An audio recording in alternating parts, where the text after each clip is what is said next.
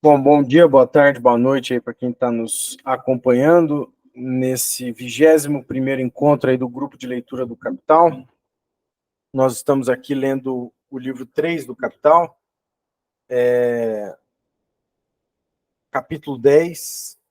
Hoje vamos começar o capítulo 10, o capítulo Equalização da Taxa Geral de Lucro por meio da concorrência, preços de mercado e valores de mercado, lucro extra. Bom, vamos lá direto então para o texto.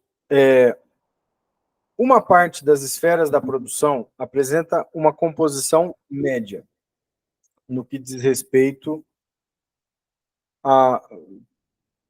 Acho que o Fernando entrou aqui agora, então, como eu estava começando, eu vou aproveitar e começar de novo, né? Estávamos iniciando agora. Então, vamos lá. Uma parte das esferas da produção apresenta uma composição média no que diz respeito aos capitais nela investidos, isto é, uma composição que corresponde integral ou aproximadamente à composição do capital médio da sociedade.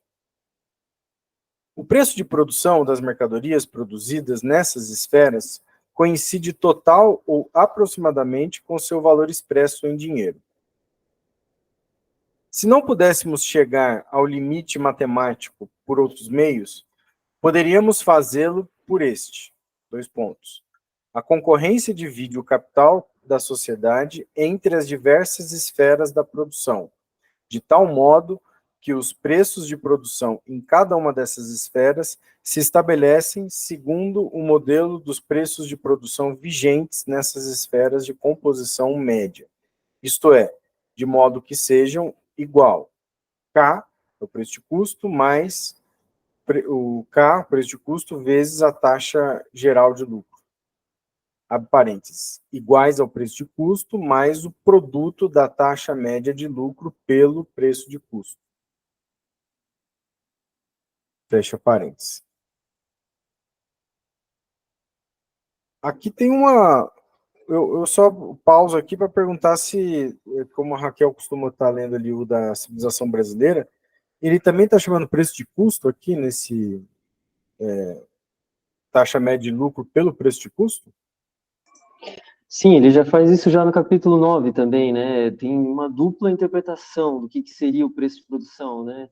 Nas tabelas, era isso que a gente estava discutindo em um outro encontro, né? Nas tabelas, o Marx apresenta exclusivamente o preço de produção como sendo a taxa média de lucro vezes o capital total adiantado. Mas ao longo do texto, o Marx flutua entre duas interpretações. Ora, ele vai dizer que se trata da taxa média de lucro vezes vezes o capital total adiantado, ora ele vai dizer que taxa média de lucro vezes o preço de custo, como ele está dizendo aqui. Então, assim, tem que operar com essa dupla interpretação que ele apresenta ao longo do texto. Embora, assim, reforço, nas tabelas propriamente ditas, ele sempre vai apresentar o lucro médio sendo constituído pela taxa média vezes o capital adiantado.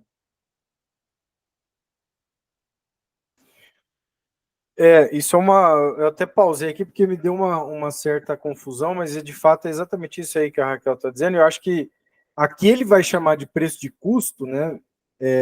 Porque ele está trabalhando com um exemplo numérico lá, hipotético, que é igual a 100. Todos os capitais são iguais a 100, o que variam é a composição, não é? Não, porque na tabela o 100 ali é o capital total adiantado, é capital constante total, ou seja, capital constante circulante mais capital constante fixo, digamos assim, mais capital variável. Aí tem uma outra parte da coluna ali, tem uma outra coluna da tabela que diz que se refere exclusivamente ao capital constante consumido em uma rotação, que aí seria sim o capital constante circulante, que vai formar o preço de custo, né? O que eu acho que dá para tentar compatibilizar as duas coisas seria dizer o seguinte, né? Quando o Marx trabalha aqui com a taxa média de lucro vezes o preço de custo, é porque no fundo ele está considerando assim que aqui falando por hipótese, né? Fiquem por favor à vontade para dizer não é isso aí, mas é mais ou menos como eu tento compatibilizar. Quando ele multiplica então a taxa média vezes o preço de custo, me parece que ele está operando com um capital cujo capital adiantado é só capital constante circulante mais depreciação. É como se ele não estivesse considerando aqui, ou só capital constante circulante, é como se ele não estivesse considerando capital constante fixo aqui, como se esse capital em particular não estivesse adiantando o capital constante fixo. É a única maneira de compatibilizar as duas coisas, porque aí, na verdade, significa o mesmo. Preço de custo é a mesma coisa que capital adiantado. Se não tem a parte ali de imobilizado, né? Se não tem, sei lá, edifícios, máquinas, equipamentos, etc. Mas é uma aproximação só que dá para fazer, né? Enfim, isso aqui é uma questão. Eu não sei como resolver a não ser dessa maneira.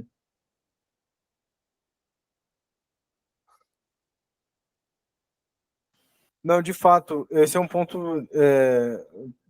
para se pensar aí no decorrer da leitura, né? Mas só para chamar atenção aqui para esse trecho aqui, especialmente no que diz respeito a esse preço de custo, né? Talvez é isso, né? Talvez ele está abstraindo mesmo do capital fixo nesse momento, né? Bom, vamos seguir aqui a leitura. A menos que alguém queira pontuar alguma coisa também.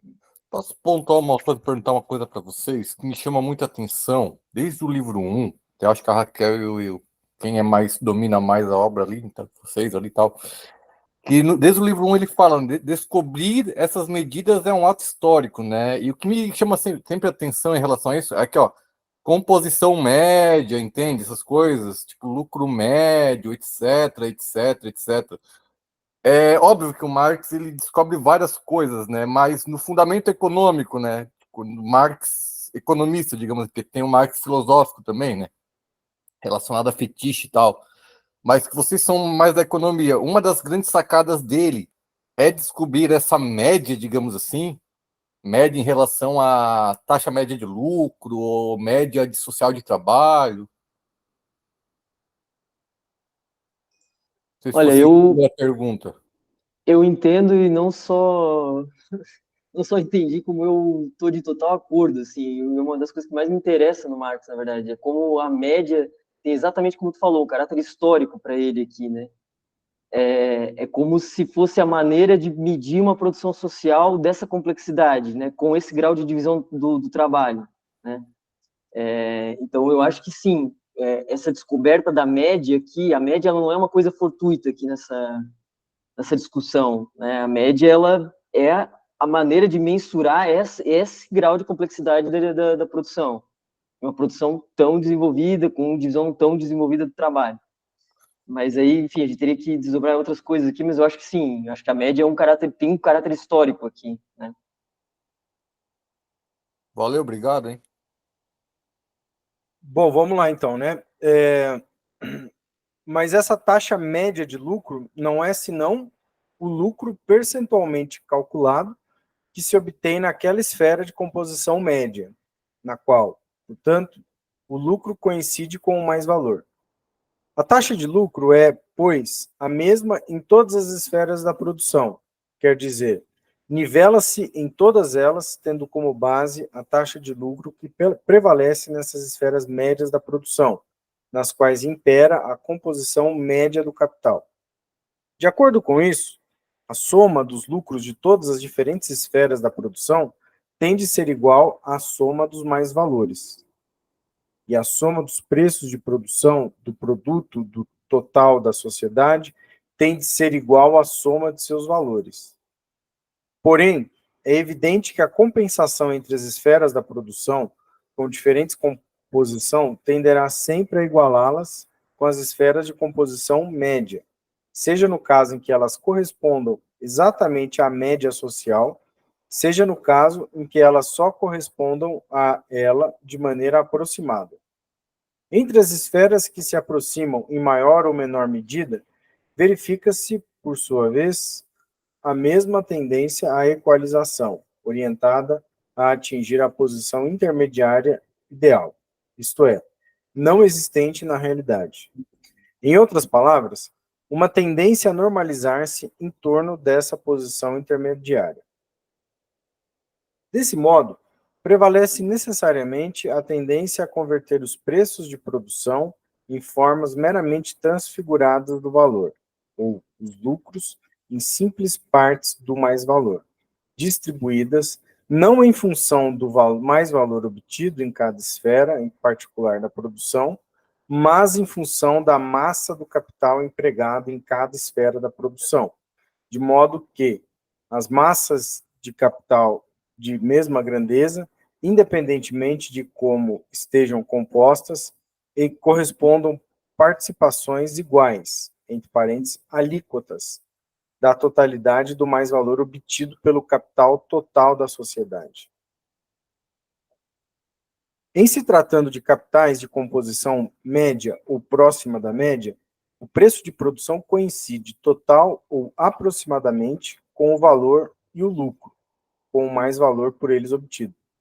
Todos os demais capitais, qualquer que seja a sua composição, tendem a, sob a ação da concorrência, equalizar-se com os de composição média.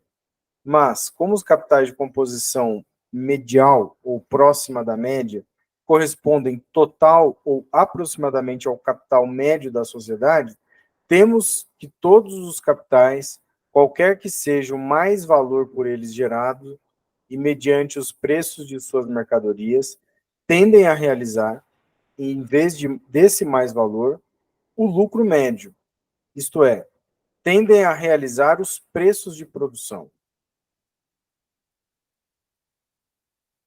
Por outro lado, podemos afirmar que onde quer que se produza um lucro médio, ou seja, uma taxa geral de lucro, independentemente do modo como esse resultado tenha sido produzido, esse lucro médio não pode ser outra coisa senão o lucro correspondente ao capital médio da sociedade, cuja soma é igual à soma dos mais valores, e que os preços obtidos ao somar esse lucro médio aos preços de custo não podem ser, senão, os valores convertidos em preços de produção.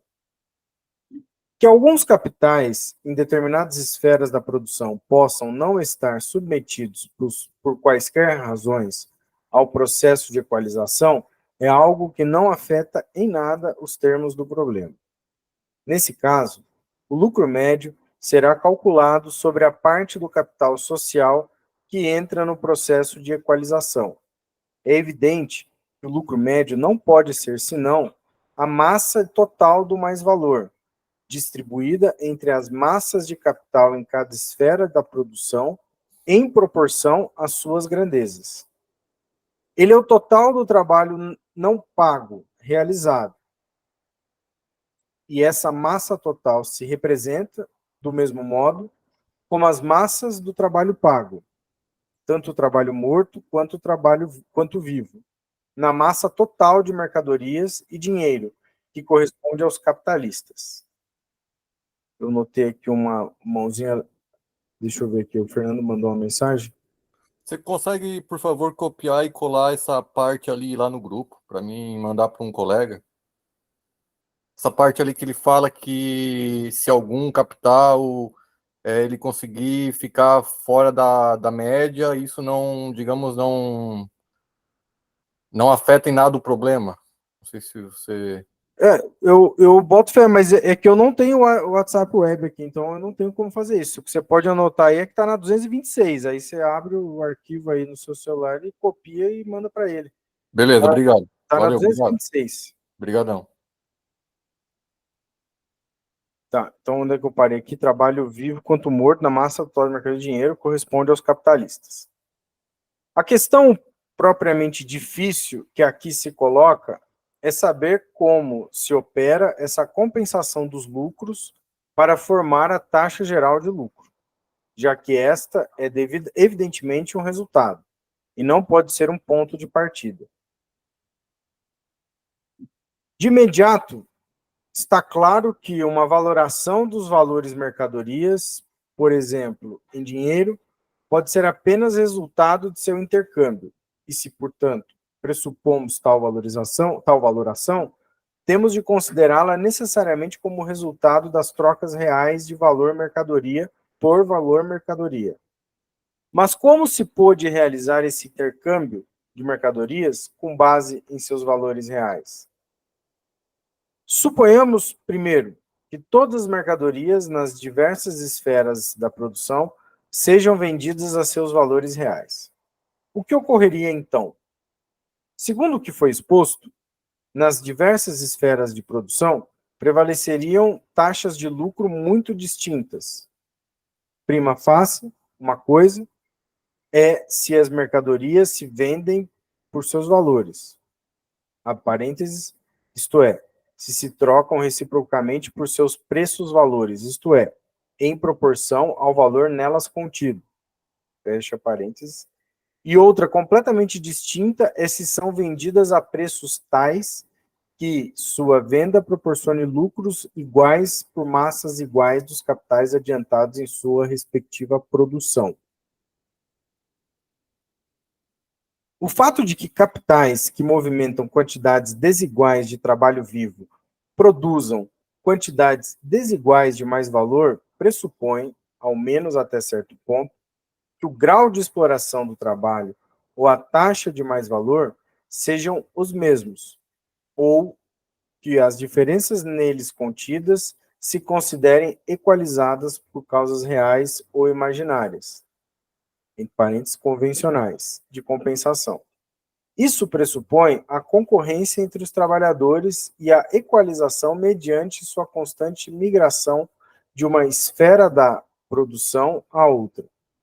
Essa taxa geral do mais-valor, tendencial, como todas as leis econômicas, é a premissa de que partimos para fins de simplificação teórica.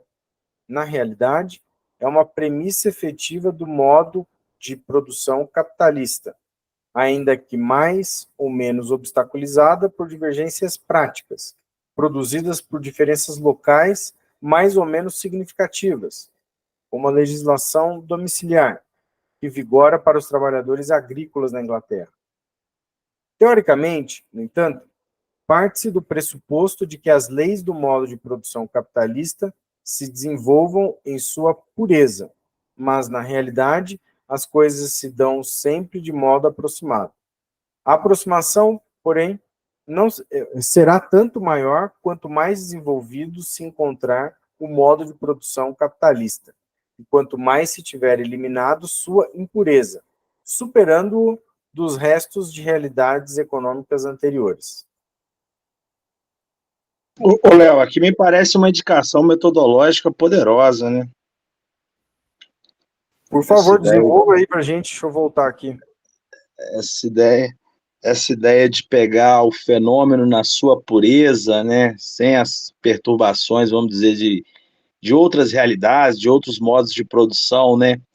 A ideia de que na exposição do capital sempre se busca uma média ideal, né? Casando com a discussão que Raquel mais Fernando fazia. Então, me parece que essa frase simples aqui, né? Parece que tem toda uma riqueza aqui metodológica, né? Teoricamente, no entanto, parte do pressuposto que as leis do modo de produção capitalista se desenvolvem em sua pureza. Ou seja, nada que perturbaria essa exposição do fenômeno entra na análise, né? Tudo aquilo que, né? Porque é sempre uma forma de se aproximar da realidade. Eu acho que no livro 1 também tem algumas passagens que apontam para essa ideia de capturar a média ideal, né? Parece que isso metodologicamente é muito importante para Marx. É isso. Também entre travessões ele coloca, né, tendencial como toda a lei econômica, enfatizando essa questão da tendência. Onde que ele coloca, só para eu marcar aqui? O tendencial está aí, mas é mais em cima um pouquinho. Tem um travessãozinho. Aqui, tendencial, como todas as leis econômicas. Sim. Isso deixa claro que não é nenhum determinismo. Pois é, realmente, né, cara? Pô, acho que é muito... Nossa, bem lembrado agora que você falou. E muito interessante essa aproximação, né, cara? Então você tem como o Arley falou, você tem uma média aproximada sobre determinado objeto, né? E esse objeto ele pode desenvolver novas medidas, novas médias, né? Porra, interessante. Sim, essa me chamou a atenção aqui nesse ponto que o Arlen destacou, essa coisa da pureza, né? Porque me parece aqui que o Marx está, ainda mais quando ele fala aqui restos, né, separando-os dos restos de realidades econômicas anteriores. Aí tem duas coisas, né? Primeiro é que aqui tem uma noção de desenvolvimento avançado e atrasado, né? Que a aproximação ao modo de produção capitalista, né? Quanto mais desenvolvido, né? Mais eliminado desses restos anteriores, de realidades econômicas anteriores, parece ele estar, vamos dizer assim, expressando. Não sei se é um pouco isso que o Marx está dizendo, mas e aí talvez a própria lei, né, social de funcionamento, de produção e reprodução capitalista, né, a lei do valor, por exemplo, ela vai se apresentar de uma maneira mais, vamos dizer, clara e sem reminiscências anteriores, né? No caso aqui, ele está se referindo a essa coisa da Inglaterra, essas legislação domiciliar. Eu não sei exatamente a que se refere essas legislações, não sei se algum colega aqui sabe dizer, mas eu imagino que elas devem ser mais ou menos tipo aquelas coisas da lei dos pobres, né? Uma legislação do tipo, talvez, uma legislação meio, vamos dizer, paternalista, seria alguma coisa assim. Isso talvez o Marx está colocando como sendo um resquício de tempos anteriores, né? Vai lá, Caio. Não, essa questão das settlement laws basicamente são restrições à migração, né? Eu acho que no livro 1 ele fala alguma coisa disso também, porque basicamente ele fala assim, ó, de um distrito, então no distrito de não sei das quantas, você tem um excesso de, sei lá, trabalhadores da produção de algodão, e eles não podem migrar para o distrito Y, onde tem uma demanda por, sei lá, mineiros, trabalhadores, né? Então, você está tendo uma barreira à lógica capitalista, né, da mobilidade que ele está falando antes, né? Então, é um pouco isso. De estar mostrando, tudo bem, a tendência é que o trabalhador ele seja cada vez mais móvel entre setores, entre lugares, assim como e exista concorrência cada vez maior e mais perfeita entre os trabalhadores, assim como o capital, né, que acho que ele vai abordar aqui, só que isso é barrado enfim, pela história, né, as realidades econômicas anteriores. Então, isso aí é um resquício feudal, em que o senhor feudal, ele mantém naquela região o controle sobre a livre circulação das pessoas, né. Acho que é um pouco nesse sentido. Uma pergunta aqui, que quando o cara ouve tendência, o cara também tem que entender que existe uma tendência, é porque existe uma contratendência. Pelo que eu estou entendendo, então, acho que no final das contas ele quer dizer que o próprio capital ele também produz a sua contratendência, digamos assim. O que será essa contratendência, né? Não sei se vocês entenderam.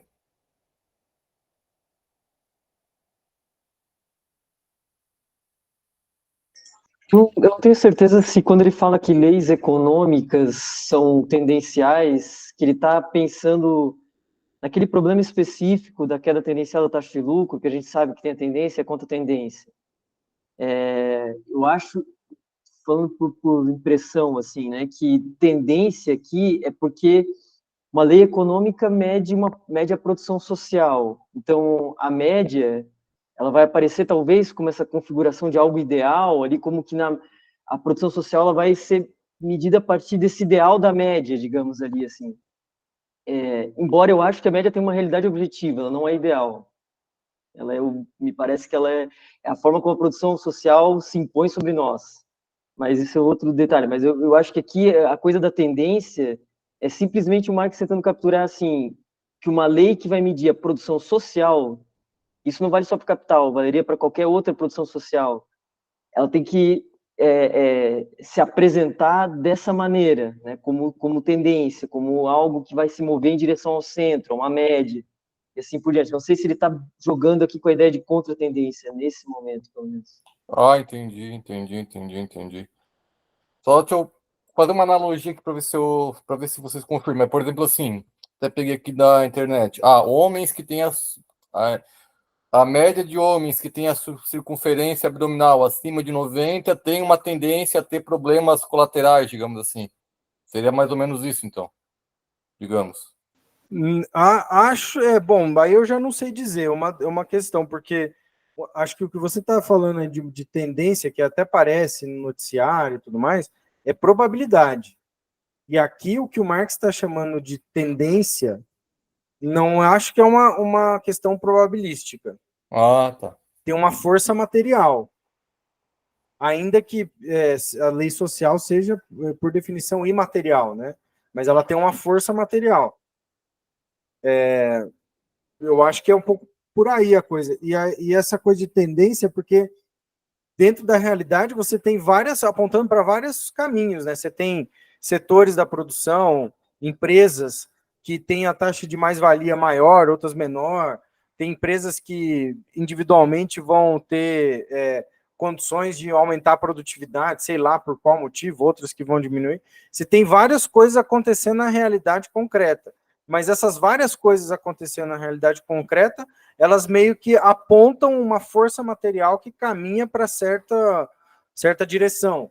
No caso da taxa de lucro, ele vai discutir isso como uma tendência do desenvolvimento capitalista de derrubar a taxa de lucro. Mas isso não é apenas, eu acho que na taxa de lucro. Tem, a própria lei do valor eu acho que se inscreve também nessa questão de lei tendencial, né? Porque, que nem a gente viu no capítulo anterior, a taxa de lucro, ela tem diversas, para cada ramo da produção tem uma taxa de lucro, porque tem uma composição do capital, mas em concorrência, e a concorrência pressupõe entrada e saída de empresas do setor, uma livre mobilidade, que é o caso que eu acho que o Caio estava falando dessa legislação domiciliar, que impedia a livre circulação de força de trabalho, e por isso, de certo modo, certas artes mantinham o preço em trabalho daqueles trabalhadores mais elevado do que poderia ser. Mas eu acho que a tendência tem essa força material aí que eu estava falando, né? Eu vi que o Fernando de Jorge levantou a mão, então eu vou passar a palavra para ele. Vai lá, Fernando. Na verdade, o que o capitalista individual quer é exatamente fugir dessa taxa geral do mais-valor. Como é que ele foge? Ele foge pelas inovações. Então, ele busca um aumento da produtividade via uma remodelação do seu processo produtivo. Quer dizer, na verdade, ele será alcançado depois pela vulgarização do processo produtivo, mas a contratendência, só para dar um exemplo, que eles querem fugir da taxa média para obter um lucro excedente, que mais tarde ele vai falar, é aquilo que cada capitalista individual almeja, a ter uma taxa de lucro maior do que o seu concorrente. Mas a tendência geral é a disseminação do conhecimento, seja ele um conhecimento de mudanças de processo ou mudanças de organização da produção, de tal forma que isso se equaliza no decorrer do tempo. Mas a luta de cada capitalista individual é contratendencial a essa taxa geral de mais valor, exatamente para ele ter uma taxa de lucro maior. Então, é uma corrida entre os concorrentes, de tal forma que, ao longo do tempo, eles sempre vão chegar juntos na linha de chegada, né?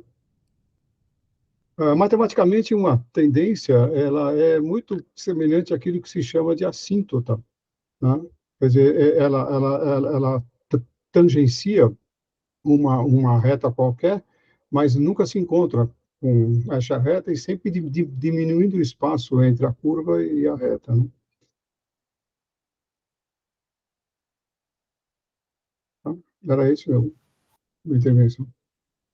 Massa. Bom, então vamos continuar aqui a nossa leitura. Acho que esse ponto aí é importante destacar, né? Essa tendência forma, mas individualmente cada capitalista ele busca escapar dessa média, né? Ele escapar para cima, né? Oferindo mais lucro, né?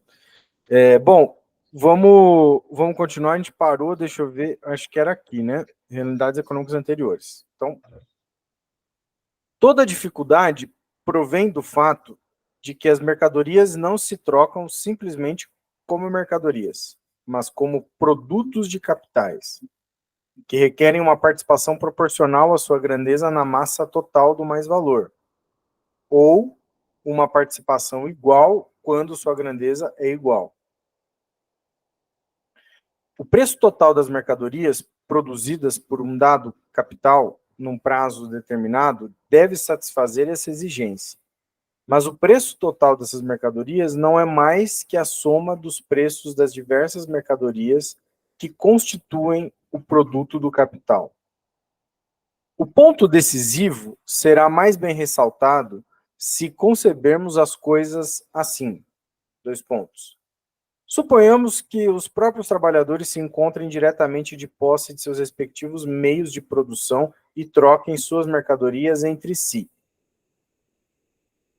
Em tais condições, essas mercadorias não serão produtos do capital. Segundo a natureza técnica de seus trabalhos, será distinto o valor dos meios e dos materiais empregados nos diversos ramos de atividade. Do mesmo modo, e abstraindo do valor distinto dos meios de produção empregados, uma massa diferente de meios e materiais de trabalho será requerida para uma massa dada de trabalho, dependendo do prazo em que se possa realizar determinada mercadoria. Dois pontos. Se uma hora, um dia, etc. Suponhamos, além disso, que esses trabalhadores atuem, em média, durante a mesma quantidade de tempo, incluídas as compensações impostas pela diferente intensidade do trabalho, etc. Nesse caso, em primeiro lugar, com as mercadorias que constituem o produto de seu trabalho diário, 2 trabalhadores poderão repor seus desembolsos, os preços de custo dos meios de produção consumidos, que serão distintos segundo a natureza técnica dos seus ramos de trabalho. Em segundo lugar, ambos poderão criar igual quantidade de valor novo, ou seja, o valor agregado aos meios de produção pela jornada de trabalho.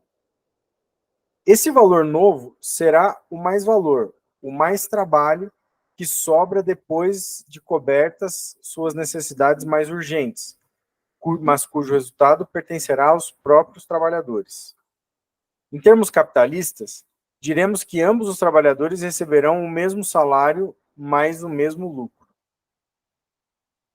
igual ao valor, que se expressa, por exemplo, no produto de uma jornada de trabalho de 10 horas. Tem uma nota aqui, na primeira edição, mas também o alterado de acordo com o manuscrito do Marx. É uma nota da edição. Em primeiro lugar, porém, os valores de suas mercadorias serão distintos. Na mercadoria 1, por exemplo, a parcela de valor dos meios de produção empregados será maior que na mercadoria 2. Para incorporar de imediato todas as diferenças possíveis, a mercadoria 1 absorverá mais trabalho vivo e assim exigirá um tempo mais longo de trabalho em sua produção que a mercadoria 2. O valor dessas mercadorias 1 e 2 será, portanto, muito distinto. O valor dessas mercadorias, e o mesmo ocorrerá com a soma dos valores mercadorias que são produto do trabalho efetuado pelos trabalhadores 1 e 2 num tempo dado. Também as taxas de lucro serão muito diferentes para 1 e 2, se chamarmos de taxa de lucro a proporção entre o mais-valor e o valor total dos meios de produção adiantados. Os meios de subsistência que 1 e 2 consomem diariamente durante a produção, e que representam aqui o salário, constituirão a parte dos meios de produção investidos que, em outras circunstâncias, chamamos de capital variável. O mais-valor será, para o mesmo tempo de trabalho, igual em 1 e 2. Mais exatamente, uma vez que tanto 1 como 2 obtêm o valor do produto de uma jornada de trabalho, eles recebem, deduzido o valor dos elementos, entre aspas, constantes adiantados, valores iguais dos quais uma parte pode ser considerada a reposição dos meios de subsistência consumidos na produção, e a outra parte, o mais-valor que resta depois da reposição daqueles meios de subsistência. Se a mercadoria 1 tem mais despesas, estas são repostas pela parcela de valor maior de seu produto destinada a repor essa parte, entre aspas, constante, razão pela qual ela tem também de reconverter uma parcela maior do valor total de seu produto em elementos materiais desse capital constante, ao passo que a mercadoria 2 se obtém em troca uma quantidade menor, tem também de reconverter uma parte menor. Partindo desse pressuposto, a diversidade das taxas de lucro seria, portanto, uma circunstância indiferente, do mesmo modo como hoje é indiferente para o assalariado saber em que taxa de lucro se expressa a quantidade de mais-valor que lhe é sugada. Assim como, no comércio internacional, é indiferente a diversidade das taxas de lucro que vigoram no intercâmbio de mercadorias entre diversas nações. Logo, o intercâmbio de mercadorias por seus valores, ou aproximadamente por seus valores, requer um estágio muito inferior do intercâmbio a preços de produção, para o qual se faz necessário um nível determinado do desenvolvimento capitalista.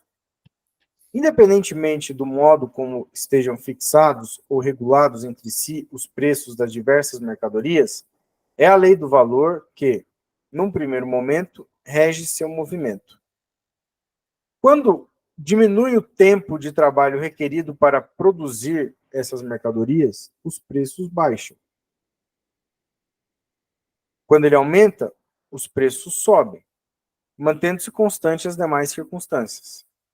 Ainda sem levar em conta o fato de que os preços e seu movimento são determinados pela lei do valor, é totalmente apropriado considerar os valores das mercadorias, não só do ponto de vista teórico, mas também do histórico, como o antecedente dos preços de produção. Isso vale para os casos em que os meios de produção pertencem ao trabalhador, o que ocorre tanto no mundo antigo como no moderno, tanto no caso do camponês que possui a terra na qual trabalha para si mesmo, como no do artesão. Isso também está de acordo com nossa opinião, que expressamos anteriormente, de que a transformação dos produtos em mercadorias resulta do intercâmbio entre diversas coletividades, e não entre membros de uma e mesma comunidade. E o que se aplica a esse estado de coisas originário, aplica-se também a situações posteriores, fundadas na escravidão e na servidão, assim como as corporações artesanais, por todo o tempo em que os meios de produção imobilizados em cada ramo da produção só possam ser transferidos de uma esfera a outra com muita dificuldade, e que, dentro de certos limites, as diferentes esferas da produção se relacionem entre si como fariam países estrangeiros ou coletividades comunistas. Para que os preços de produção, para que os preços aos quais as mercadorias são trocadas entre si correspondam aproximadamente a seus valores, é necessário somente 2 pontos. 1, que a troca das diversas mercadorias deixe de ser puramente acidental ou apenas ocasional. 2, que, na medida em que consideramos a troca direta de mercadorias, estas sejam produzidas, em ambos os lados, nas quantidades proporcionais que correspondam aproximadamente à necessidade mútua. O que é indicado pela mútua experiência do mercado, e, portanto, resulta do próprio intercâmbio continuado. 3, que, na medida em que falamos da venda, nenhum monopólio natural ou artificial permita a uma das partes contratantes vender acima do valor, nem a obrigue a desfazer-se de sua mercadoria abaixo deste último. Por monopólio fortuito, entendemos aquele do qual o comprador ou vendedor desfruta graças à situação fortuita da oferta e da demanda. O suposto de que as mercadorias das diferentes esferas da produção são vendidas a seus valores significa apenas, naturalmente, que seu valor é o centro de gravitação em torno do qual giram os preços e com base no qual se compensam suas constantes altas e baixas. Além disso, será sempre preciso distinguir entre um valor de mercado, do qual falaremos mais adiante, e o valor individual das mercadorias produzidas pelos diversos produtores. O valor individual de algumas dessas mercadorias ficará abaixo do valor de mercado. Abre parênteses, quer dizer, menos tempo de trabalho será necessário para sua produção do que o expresso pelo valor de mercado. Fecha parênteses. E o de outras mercadorias ficará acima desse valor. O valor de mercado deverá ser considerado, por um lado, como o valor médio das mercadorias produzidas numa esfera de produção, e, por outro, como o valor individual das mercadorias produzidas sob as condições médias dessa esfera, e que formam a grande massa de seus produtos. Apenas conjunturas extraordinárias podem fazer com que as mercadorias produzidas sob as péssimas condições, ou sob as mais favoráveis, venham a regular o valor de mercado, o qual, por sua vez, constitui o centro de gravitação dos preços de mercado, que são sempre os mesmos para as mercadorias do mesmo tipo. Quando a oferta das mercadorias ao valor médio, ou seja, ao valor medial da massa situada entre ambos os extremos, satisfaz a demanda habitual, as mercadorias cujo valor individual é inferior ao valor de mercado realizam um mais-valor ou lucro extraordinário, ao passo que aquelas cujo valor individual é superior ao valor de mercado não podem realizar uma parte do mais-valor nelas contido. De nada adianta dizer que a venda das mercadorias produzidas sob as piores condições é uma demonstração de que essas mercadorias são necessárias para cobrir a demanda. Outra nota aqui, na primeira edição, está falando oferta. Então tem uma correção aqui. De nada adianta dizer que a venda de mercadorias produzidas sob as piores condições é uma demonstração de que as mercadorias são necessárias para cobrir a demanda. Se, de acordo com a nossa hipótese, o preço fosse maior que o valor médio do mercado, a demanda seria menor. Com base em certos preços, um tipo de mercadoria pode ocupar um determinado lugar no mercado. Nesse caso, o lugar só permanece o mesmo ao variarem os preços, quando o preço mais alto coincide com uma quantidade menor de mercadorias, e o mais baixo com uma quantidade menor. Em contrapartida, se a demanda é tão grande que não se contrai quando o preço é regulado pelo valor das mercadorias produzidas sob as piores condições, são estas que determinam o valor de mercado. Para isso, no entanto, é necessário que a demanda supere aquela que é considerada a demanda normal, ou que a oferta caia abaixo desta. Por último, se a massa das mercadorias produzidas é maior que aquela que pode encontrar saída aos valores médios de mercado, são as mercadorias produzidas sob as melhores condições que regulam, então, o valor de mercado. É possível, por exemplo, que elas sejam vendidas por seu valor individual, de maneira total ou aproximada, podendo, então, suceder que as mercadorias produzidas sob as piores condições nem sequer consigam realizar seus preços de custo, enquanto as que se encontram na média realizem apenas uma parte do mais-valor nelas contido. O que dizemos aqui sobre o valor de mercado se aplica também aos preços de produção, tão logo este substitua valor de mercado. O preço de produção é regulado em cada uma das esferas de acordo com as circunstâncias particulares e constitui, por sua vez, o centro em torno do qual giram os preços de mercado diários, servindo de base para sua equalização em determinados períodos. entre parênteses, sobre a determinação do preço de produção pelos que trabalham nas piores condições, ver Ricardo. Como quer que estejam regulados os preços, o resultado é o seguinte. 1. A lei do valor rege seu movimento, uma vez que a alta ou a baixa dos preços de produção decorrem do aumento ou diminuição do tempo de trabalho requerido para a produção.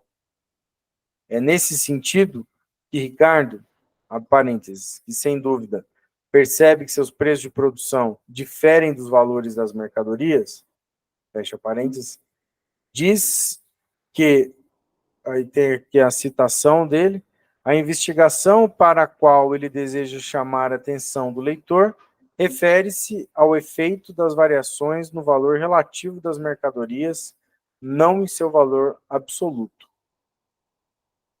É a nota do tradutor. 2. O lucro médio que determina os preços de produção tem de ser sempre aproximadamente igual à quantidade de mais-valor que corresponde a um capital dado como alíquota do capital social total. Suponhamos que a taxa geral de lucro, e por conseguinte o lucro médio, estejam expressos num valor monetário mais elevado que o mais-valor médio real, calculado segundo seu valor monetário. Para os capitalistas, é indiferente que cada um deles cobre do outro um lucro de 10% ou 15%. Nenhuma dessas percentagens corresponde a um valor mercadoria real maior que a outra, já que o exagero na expressão monetária é recíproco. Mas, no que diz respeito aos trabalhadores, abre parênteses, estando pressuposto que eles recebem um salário normal, de modo que o aumento do lucro médio não expressa uma dedução real do salário, isto é, expressa uma coisa inteiramente distinta do mais-valor normal do capitalista, fecha parênteses, o aumento dos preços das mercadorias que resulta do aumento do lucro médio precisa corresponder a uma elevação na expressão monetária do capital variável.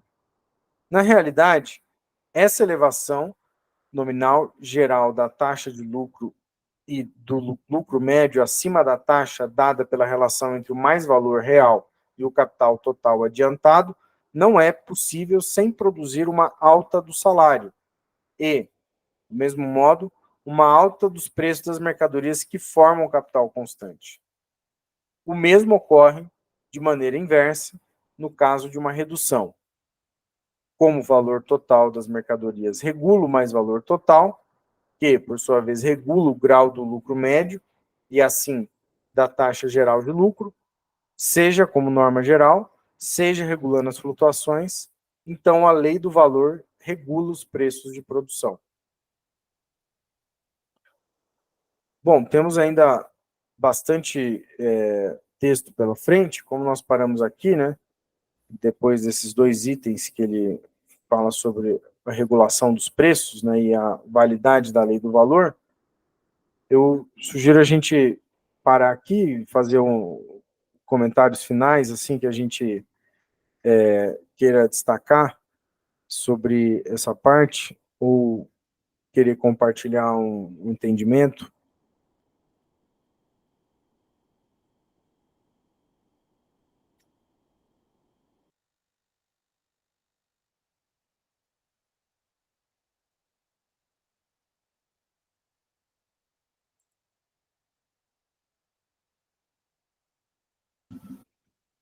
Bom, não noto ninguém